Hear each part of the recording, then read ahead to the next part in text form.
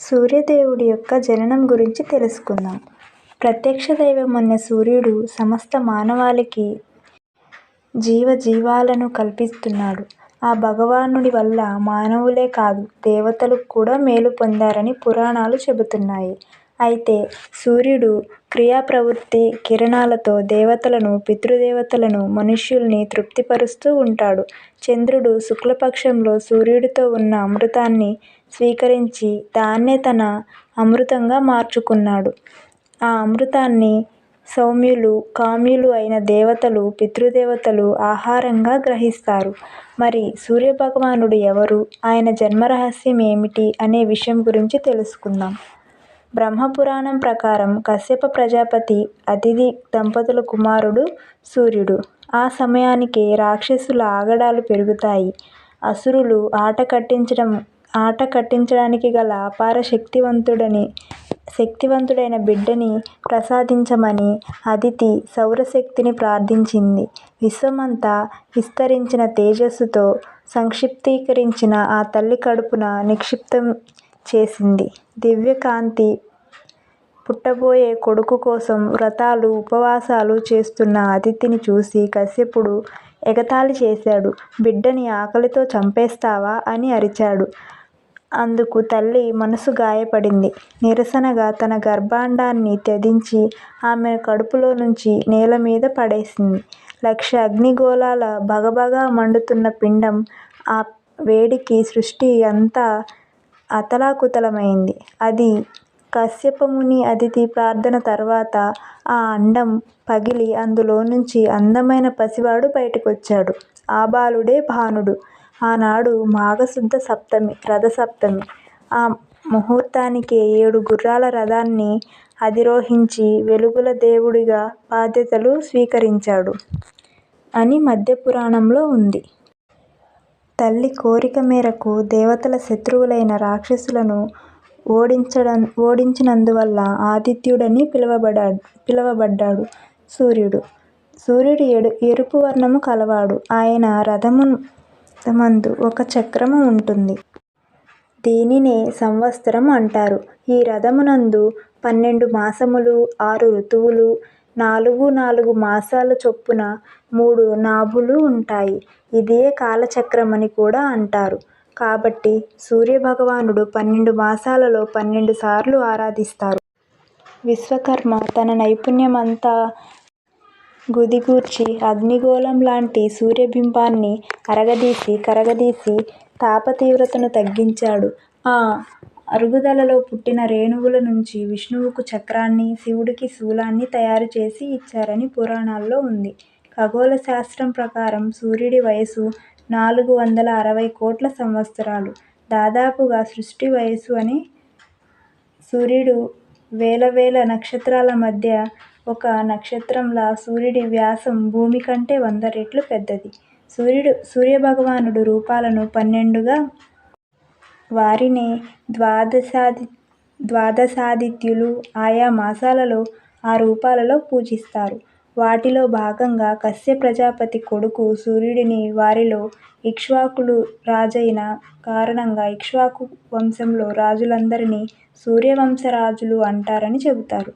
బ్రహ్మమానస పుత్రుడైన కశ్య ప్రజాపతికి దక్షుని కుమార్తె అదితికి దివ్యస్వంతుడు అనే కొడుకు. అతనే సూర్యుడు. అతనికి త్వష్ణ తన కుమార్తె అయిన సంధ్యనిచ్చి వివాహం చేశాడు. అయితే ఆమె సూర్యుని ఉగ్రతేజాన్ని సహించలేకపోతుంది. సూర్యుడికి, ఆమెకు మొదట మనువు, తరువాత శ్రాద్ధదేవుడు అని, ఆ తరువాత యముడు, యమున అని కమల పిల్లలు జన్మిస్తారు. ఇంతమంది పిల్లలు పుట్టినా కూడా సూర్యుడికి వేడిని భరించలేక సంధ్య తన నుంచి ఒక ఛాయారూపాన్ని సృష్టించి ఆమెను, నా పుట్టింటికి వెళ్తున్నాను. నువ్వు కూడా నా రూపమే కనుక నా స్థానంలో ఉండి నా భర్తను సంతోషపెట్టు.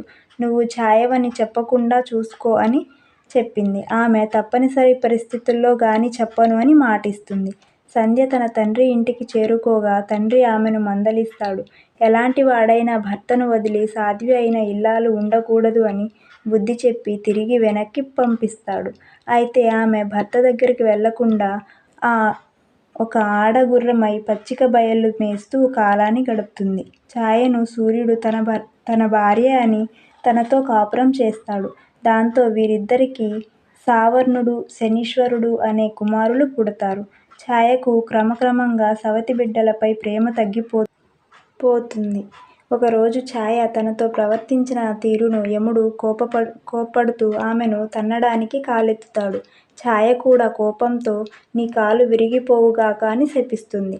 అప్పుడు యముడు తండ్రి సూర్యుడి దగ్గరకు వెళ్ళి తల్లి తనకిచ్చిన శాపం గురించి చెప్తాడు. సూర్యుడు అతనిని ఓదార్చి నువ్వు సత్యవంతుడివి, ధర్మాన్ని తప్పవు. అటువంటిది నీకు కోపం వచ్చే విధంగా చేసిందంటే ఆమె ఎంత అనుచితంగా ప్రవర్తించిందో అని నీ తల్లి ఇచ్చిన శాపం తిప్పడం నా వశం కాదు. కానీ నీ ధర్మ ప్రవర్తన వల్ల నువ్వు ఆ శాపంను విముక్తి అవుతావు.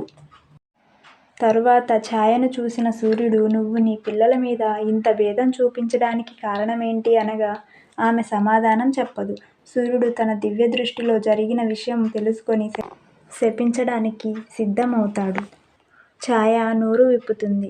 తాను ఛాయనని తప్పు ఒప్పుకుంటుంది. సూర్యుడు ఆమెను వదిలి ఆవేశంతో తన మామగారి ఇంటికి వెళ్తాడు. త్వష్ణ అతనిని శాంతపరిచి తన కుమార్తెను అప్పుడే బుద్ధి చెప్పి పంపించాను అని చెబుతాడు. ఇంకా కోపంతో మండిపోతున్న సూర్యుడితో మామ ఈ విధంగా చెబుతాడు. ఒక మాట చెబుతాను. నీ తేజస్సు మాలాంటి వారికే ఎంతో ఇబ్బందిగా ఉంటుంది.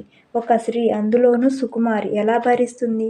అందుకని తేజస్సును తగ్గించుకో, దీనిని అంగీకరించు అని అడుగగా సూర్యుడు దానిని ఆమోదిస్తాడు. అప్పుడు త్వష్ణ సూర్యుడిని సానరాతి మీద అరగదీస్తాడు. అలా అరగదీసడం వల్ల సూర్యుడి తేజస్సు తగ్గడమేమో కానీ మెరుపుతో ఇంకా ప్రకాశవంతంగా తయారవుతాడు. త్వష్ణ సూర్యుడిని అరగదీస్తున్నప్పుడు రాలిన తేజస్సు కణాలతో విష్ణుమూర్తికి చక్రం తయారు చేసి ఇచ్చాడు. ఆ తరువాత సూర్యుడు సంధ్యను వెతకడానికి అరణ్యానికి బయలుదేరాడు. అక్కడ పచ్చిక బయళ్ళు మేస్తున్న ఆడగుర్రం రూపంలో ఉన్నది తన భార్య సంధ్య అని గుర్తుపట్టి తను కూడా మగగుర్రంగా ఆమెతో రతిక్రీడకు సిద్ధపడతాడు. అయితే తనను బలాత్కరించడానికి వచ్చిన మగగుర్రం అని భావించి సూర్యుని తేజస్సును ముక్కు నుంచి బయటకు విసర్జిస్తుంది. అది 2 చుక్కలు పడగా దాని నుంచి అశ్వినీ దేవతలు పుడతారు. వారే తథాస్తు దేవతలు. సూర్యుడు తన నిజ స్వరూపాన్ని సంధ్యకు చూపించాడు. సూర్యుని సంతానమైన వైవస్వతుడు మానవుడు అయ్యాడు. శ్రాద్ధదేవుడు పితృలోకాధిపతి అయ్యాడు. యముడు దక్షిణ దిక్పాలకుడయ్యాడు. సూర్య సావర్ణుడు కూడా మనువు అయ్యాడు. శనీశ్వరుడు ఒక్క గ్రహమయ్యాడు.